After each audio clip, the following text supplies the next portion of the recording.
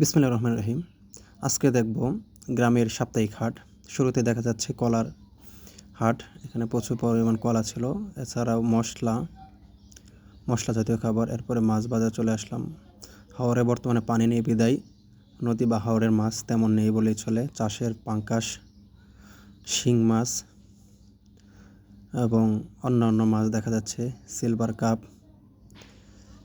রুই, কার্পু কাপ, তারপর হচ্ছে তেলাপিয়া মাছ। নদীর মাছ তেমন দেখা যাচ্ছে না এখন, যেহেতু পানি নেই সেজন্য। রুই মাছ আর ময়মনসিংহের ঐতিহ্যবাহী খাবার চাপা শুটকি দেখা যাচ্ছে এখানে। এখন আমরা চলে এসেছি কাঁচা বাজার অর্থাৎ সবজি বাজারে। এখানে প্রচুর সবজি দেখা যাচ্ছে, হিউজ পরিমাণে সবজি, যেখানে উত্তপ্ত রোদের মাঝে বাজার বসেছে, হাট বসেছে। অনেক ক্রেতা ক্রয় করছে সবজি। এছাড়াও নদী পার ঘেঁষে বাজারটা, নদীর কিছু